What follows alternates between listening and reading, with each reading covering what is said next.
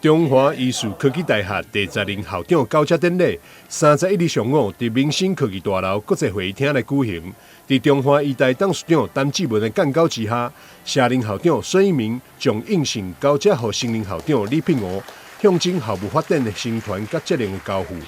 应信交接，请交接。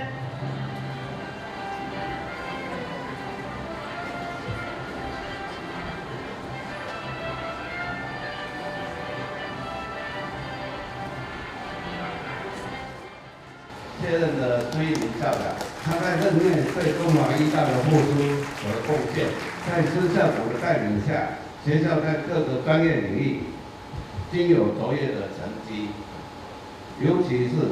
国际交流和大学社会责任的实践方面获得良好的声誉。新任校长李碧娥教授来自高雄医学大学，是护理专业背景出身，具备了丰富的行政经验与专业素养，更获得美国史丹福大学评选为全球前2%的顶尖科学家。我们以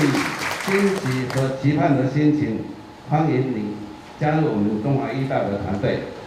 面对少子化冲击，新任校长李品娥以稳定招生、精准招生、长远招生、永续经营为治校理念，并强化教职员沟通，甲提升竞争力，发展符合社会需求的办学特色，掌握时代脉动，将 AI 科技融入去课程当中。在这个高龄化跟少子化，我想医事大学是国家很重要的资产。那未来我们希望在中华医事科技大学过去57年的优良基础下，我们会做几件事情。第一个，加强我们的教学品质；第二个，我们会把 AI， 特别是生活 AI 融入课程，让我们每一位进到华裔的学生都可以学习到怎么使用 AI， 然后减少劳动力。那未来因为高龄化的关系，我们会在护理跟长照做一些琢磨，因为现在很缺人力，所以我们预计除了一般高中生、国中生，我们会做终身学习的学制，譬如说学士后护理系，还有未来的第3人生大学，我们会希望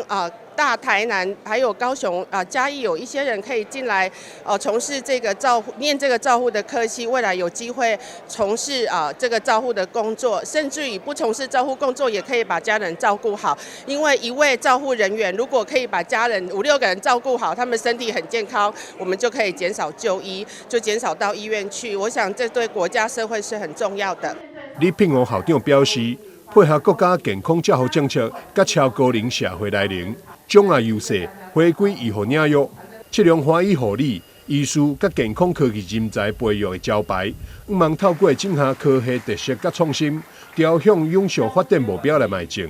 台湾新闻张世伟采访报道。